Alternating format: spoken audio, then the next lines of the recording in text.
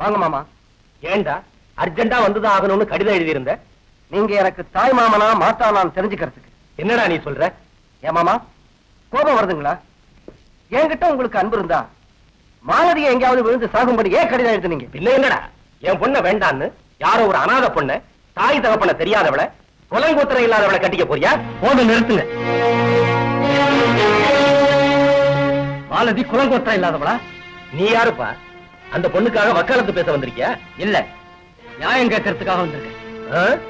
ஏப்பா அந்த பொண்ணு மேல உனக்கு அவ்வளவு பொறுப்பு? மாலதி என் தங்கச்சி. சும்மா தங்கச்சின்னு சொல்றதுக்கு இவதானா? இன்னும் எத்தனையோ பேர் இருக்காங்க. இப்ப பொறுப்பு இல்லாம பேசுற மாதிரிதான் அன்னைக்கு உங்க இஷ்டப்படி கடிதம் எழுதுனீங்க. அதனால என் தங்க தற்கொலை செஞ்சுக்க போறேன். மருமகன் தான் விரும்புறவளை கல்யாணம் பண்ணிக்கிறேன்னா அதை வரவேற்காம தடுக்க வந்தீங்களா? தடுக்க வந்தேனா? என் மருமகன் என் பொண்ணு கல்யாணம் செஞ்சுக்குவான்னு இத்தனை நாள் நம்பிக்கிட்டு இருந்தேன். இன்னைக்கு இவன் முடியாதுன்னா இவன் வாழ்க்கை என்ன ஆகிறது? சின்ன வயசுல இருந்து இவனை வளர்த்து பெரியவனாக்கி படிக்க வச்சு உத்தியோகனாக்கிறதுக்காக எனக்கு இருந்த ஆஸ்தியெல்லாம் நாசமாக்கிட்டேன், வீட்டையும் வித்துட்டேன். என் மகளை இவன் கல்யாணம் பண்ணிக்குவான், அப்புறம் எனக்கு பயம் இல்லைன்னு சந்தோஷமா இருந்தேன். இப்ப வரதட்சணை இல்லாம இவளை கட்டி கொடுக்க முடியுமா? மருமகன் நன்மையை கருதி அப்பா என் வாழ்க்கையை நாசமாக்கிட்டாருன்னு இவன் ஏதாவது குழங்குட்டையை பார்த்தா நான் என்ன செய்வேன்? ஏதாவது சாப்பிட்டு செத்து போகணுங்கிறியா? சொல்லியா? சொல்லு. அப்படி சொல்லாதீங்க. ஒருத்தர் விரும்புற பிறகு அவங்களை பிரிக்கிறது மனிதாபிமானம் இல்லை. உங்க பெண்ணுக்கு தகுந்த ஒரு மாப்பிள்ளையை பாருங்க. என்ன செலவானாலும் நான் பண்ணி வைக்கிறேன். பெரியவங்க நீங்க, கொஞ்சம் யோசிச்சு செயல்படுங்க. வாங்க. அதாவது அண்ணன் ரொம்ப கண்டிப்பான மனுஷன்னு சொன்னேன். நம்ம விஷயம் தெரிஞ்சா சீறி விழுவாரோ என்னமோ. அண்ணன் தப்பு செய்யறவங்களுக்கு யம தர்மராஜா, நல்லவங்களுக்கு Dharmaraja. Well said, well said, my dear sister. வணக்கங்க. உட்காருங்க. என் தங்கச்சிக்கு உங்களுக்கு எவ்வளவு நாள் பழக்கம்? எவ்வளவு நாள் ஆச்சுன்னு சொல்ல முடியல. உங்களுக்கு கோபம் வந்துருமோங்கிற பயம் வேற. Very good. அப்படின்னா உண்மையான காதல் கூட இருக்கு. என் தங்கச்சி உங்களுக்கு மேரேஜ் பண்ணி தரதுல ஆட்சேபணம் இல்ல. அத நான் சொன்னேன்னா ஆனா பயப்படுறாரு. நீ போய் காபி எடுத்துவாமா? என்ன பத்தி தெரிஞ்ச பிறகு உங்களுக்கு இஷ்டம் இல்லைன்னு சொல்லிடுவீங்களோன்னு பயமா இருக்குங்க. ஒன்னும் பயப்பட வேண்டாம். உங்க குலத்தை பத்தியோ ஆஸ்திகளை பத்தியோ எதையும் நான் கேட்க மாட்டேன். ஆனா அப்பாவுக்கும் உங்களுக்கும் யார் உங்க அப்பா? மாருதி பைனான்ஸ் கார்பரேஷன் ப்ரொப்ரைட்டர் நாராயணனுங்க. முந்தானேத்து எங்க ஆபீஸ்ல ரைட் பண்ணீங்கல்ல, நான் கவர்மெண்ட் ஆபீசரா ரைட் பண்ணேன். உங்களுக்கு அதுக்கு சம்பந்தம் இல்லை. அதனால உங்க அப்பாவை இன்னைக்கே பாக்குறேன். என் தங்கச்சியை மருமகளா ஏத்துக்கணும்னு அவர் கேட்டுக்கிறேன். Thanks sir. Thank you very much அண்ணா. ஒவ்வொரு அண்ணனும் செய்ய வேண்டிய கடமையை நானும் செய்யறேம்மா. உனக்காகவே பிரம்மச்சாரியா வாழ்றேன். என் உயிரை கொடுத்தாவது உன் கல்யாணத்தை முடிச்சிடறேம்மா. ஓஹோ, ஆர் விஸ்வநாத் ஐடிஓ. வாங்க வாங்க வாங்க வாங்க. ஹேய், ஐயாவுக்கு ஒரு நல்ல காபி எடுத்துட்டு வா. உட்காரலாமா? அப்ப என்ன நிக்க வச்சு பணம் எடுத்துக்கிட்டு போனவரு இப்ப இங்க உட்காரலாமான்னு என்னையே கேக்குறீங்களா? ரொம்ப வெக்கக்கேடு. உட்காருங்க. அப்போ அதிகாரியா வந்தேன், இப்போ ஒரு பொண்ணுக்கு அண்ணனா வந்திருக்கேன். அண்ணனா? என் பையன் ராஜேந்திரன் உங்க தங்கச்சி ரேகாவை விரும்புறான் இல்லையா? விஷயம் உங்களுக்கும் தெரியுமா? யார் யாரு எப்ப கட்சியை தாண்டுறாங்கன்னு கண்டுபிடிக்கிறவன் நான். என் பையன் யார விரும்புறான்னு எனக்கு தெரியாதா? அவங்க விருப்பத்தை நீங்க வரவேற்று மேரேஜுக்கு நீங்க சம்மதிச்சா போதும். ஆகட்டும் பாக்கலாங்கிற வார்த்தையை சொல்றதும் கொள்கையை நிறைவேற்றுவேன்னு சொல்றதும் நமக்கு கைதேர்ந்த வித்தை. நான் அரசியல்வாதி தானே, இருந்தாலும் இதுல ஒரு சின்ன சிக்கல் இருக்கு. நான் பிராக்டிக்கல் மனுஷன். என் மகன் ராஜேந்திரன் பிறந்ததுல இருந்து அவனுக்கான செலவு அத்தனையும் எழுதி வச்சிருக்கேன். அமுல் பவுடர்ல இருந்து பேஸ் பவுடர் வரைக்கும், இங்க் பாட்டில இருந்து நோட் புக் வரைக்கும் அவனுக்கான செலவு எவ்வளவு இருக்கும்? ஒரு 50,000 இருக்கும். அந்த 50,000 கொடுத்துட்டு என் மகன் ராஜேந்திரனை அவன் தங்கச்சிக்கு கணவனா ஆக்கிக்கங்க. அதாவது 50,000 வரதட்சணை கேட்க. நான் வரதட்சணை எதிர்ப்பு கழகத்தின் கௌரவ தலைவரா இருப்போம். நானே எப்படி கேட்பேன்? செலவுதான் கேட்கிறேன். என்னுடைய உத்தியோகத்தை வச்சு அவ்வளவு பணம் கிடைக்கும் நீங்க எதிர்பார்க்கிறீங்களா? 60 லட்சம் ரூபாயை கொண்டு போனவர் 50,000 தர முடியாதா? ஹலோ, ஒரு நாள் இதே ஆபீஸ்ல என்ன புலி மாதிரி மிரட்டவர் இப்ப பூனை மாதிரி போறத பார்த்தா எனக்கே பரிதாபமா இருக்கு. இதுல லட்சம் ரூபாய் இருக்கு.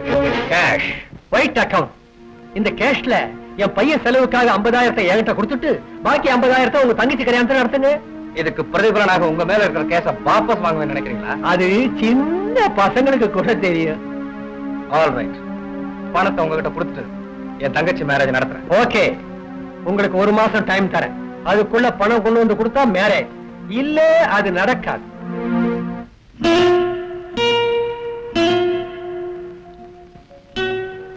அண்ணா, என் திருமணத்துக்காக நீ மத்தவங்க கிட்ட தலை வணங்குறது எனக்கு இஷ்டம் இல்லைன்னா. தலை வணங்காமலே உன் கல்யாணத்தை நடத்தி வைக்க வழி கிடைச்சிருக்குமா? நான் ராஜினாமா பண்ண போறேன். அண்ணா. ஆமாம்மா, நான் வாலண்டியரா ரிட்டையர் ஆனேன்னா ப்ராவிடன்ட் ஃபண்டும் கிராஜுவேட்டையும் சேர்ந்து 50,000 ரூபாய் கிடைக்கும். அதுல உன் கல்யாணத்தை முடிச்சிடுறேன். வேண்டாம் அண்ணா, என்ன விரும்புறவ பணம் தான் பெருசுன்னு நினைக்கும் போது அதுக்காக உங்க வேலையை ராஜினாமா செய்யறது நல்லா இல்லைன்னா. பாரம்மா, இதெல்லாம் உன்னுடைய நன்மையை முன்னிட்டுத்தாமா செய்யறேன். அண்ணா, எனக்கு நீ சந்தோஷமா இருந்தா போதுமா. எனக்கு நீயும் உனக்கு நானும் தவிர வேற யார் இருக்காங்கம்மா? உன் கல்யாணத்தை நடத்தி வைக்க வேலை மட்டும் இல்ல, தேவைப்பட்டா என் உயிரே கொடுப்பேன். செய்கிறேன்னு எனக்கு தலைமுறையே வச்சுட்டீங்க ஐயா. அப்பா, நீ கொஞ்சம் அவசரப்படாத. இந்த அரசியல்ல எப்படி ஷைன் ஆகுறதுன்னு புரியாம இருக்க. இப்ப என்ன நடந்தது சொல்லு. என்ன சொல்ல? விஸ்வநாதன் ரிசைன் பண்ணிட்டான். சபாஷ், ஃபைல் இன்னொருத்தன் கைக்கு போக போது நம்ம 60 லட்சத்தை வெளியே கொண்டாடுறதுக்கு இப்ப உள்ள ஆபீஸ்ல பயன்படுத்துவோம். அது சரியா? விஸ்வநாதன் வாலண்டரியா ரிசைன் பண்ணதுனால அவருக்கு 50,000 ரூபாய் பணம் கிடைக்கும். அந்த 50,000 என்கிட்ட ஒப்படைச்சு அவன் தங்கச்சி எனக்கு மறுமணாக்கி படாத மாதிரி படுத்த போறான். ஒண்ணு செய்ய மாட்டான். இதுக்குன்னா அந்த விஸ்வநாதன் பேங்க்ல இருந்து கொண்டு வர்ற 50,000 உனக்கு கிடைக்காது. என்னையா சொல்ற? அதோ உனக்கு சொல்ல மாட்டேன். டேய் வார்னி, செய்யட்டுமா? நான் சொன்னபடியே செய்யணும். தர்மத்தை நிலநாட்டு. இங்க வா.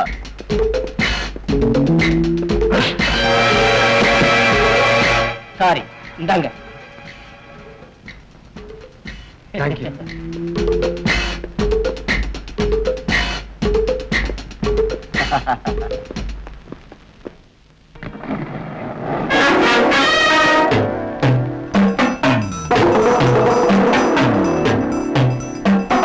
என்னது பாக்ஸா? அந்த பாக்ஸ் என் ஃப்ரெண்ட். அதை கொடுத்து கொடுக்கிற வழக்கம் எங்களுக்கு இல்ல.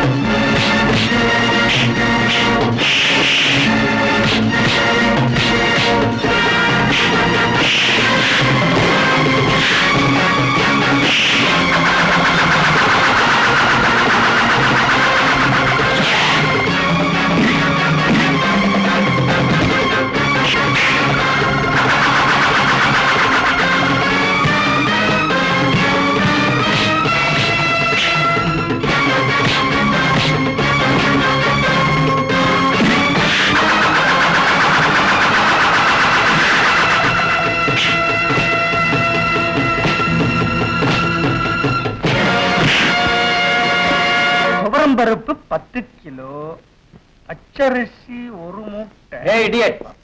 50,000 ரூபாயை எப்படி கொண்டு வருவேன்னு கேட்டியே, எண்ணி பாத்துக்க. எங்க இருந்து கொண்டு வந்த? கரெக்டா 50,000 இருக்குடா. Income tax officer Viswanathan sir photo இருக்குதுல. இந்த பாக்ஸ் அவருடையதான். Visiting card, photo. இங்க பாரு தாலி. இதையெல்லாம் பார்த்தா கல்யாண ஏற்பாடுகள் அவரும் செய்கிறார் போல்.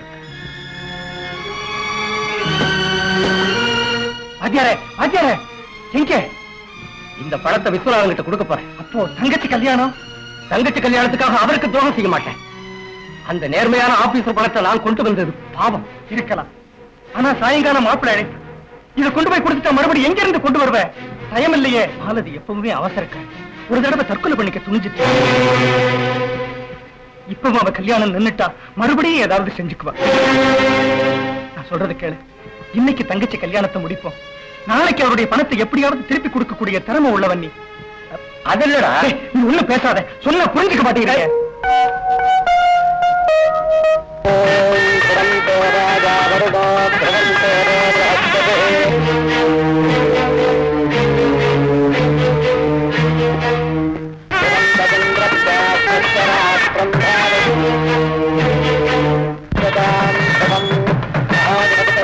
என்ன ஆழ்ந்த சிந்தனை?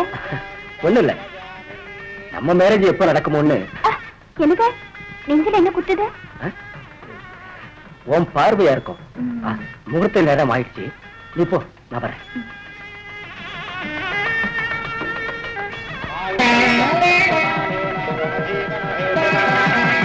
விஸ்வநாத், நான் மறந்துடுவேணும்னு கவலையோடு எதிர்பார்த்துக்கிட்டு இருக்கிறியா?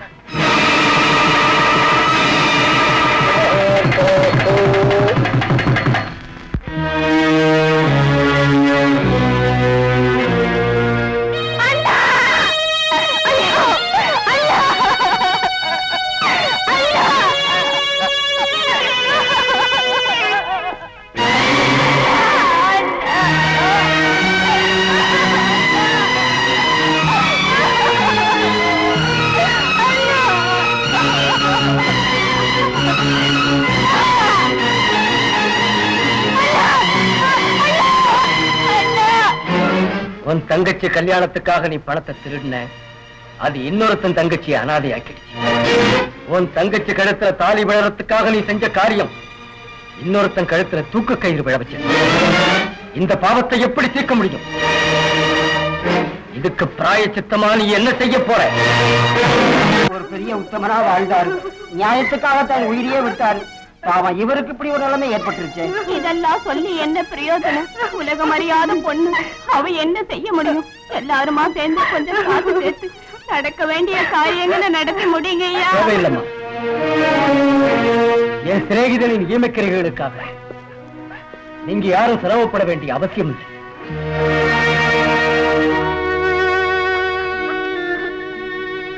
விஸ்வநாத், நான் உனக்கு எப்படி கடன் பட்டவன் தெரிஞ்சவன். நீ அந்த கடனை தீர்க்கலாம்னு வர்றதுக்குள்ள நீ போயிட்டியே. என் வாழ்க்கையில மறக்க முடியாத தண்டனையை விதிச்சிட்டிய.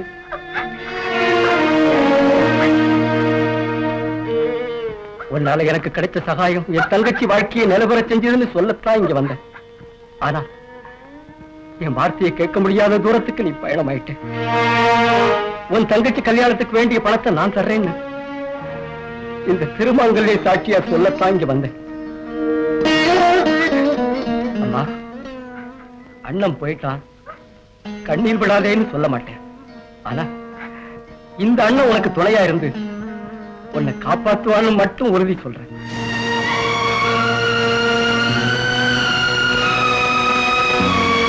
விஸ்வநாத், இருக்கிறவங்கிட்ட திருடி இல்லாதவனுக்கு கொடுத்தேனே தவிர இல்லாதவங்கிட்ட நான் திருண்டதில்லை. ஆனா பணம் போயிடுச்சேங்கிற கவலைகளை நீ தற்கொலை பண்ணிக்கிட்டு என்ன குற்றவாளியாக்கிட்ட. அதுக்கு பிராயச்சித்தம் உன் தங்கைக்கு கல்யாணத்தை நடத்தி வச்சு அவ கணவனோட சந்தோஷமா வாழ்றப்பதான் கிடைக்கும்னு எனக்கு தெரியும். அவ கல்யாணத்தை எந்த குறையும் இல்லாம நடத்தி வைக்கிறேன்னு உன் மேல சத்தியம் பண்ணி இங்கே சொல்றேன்.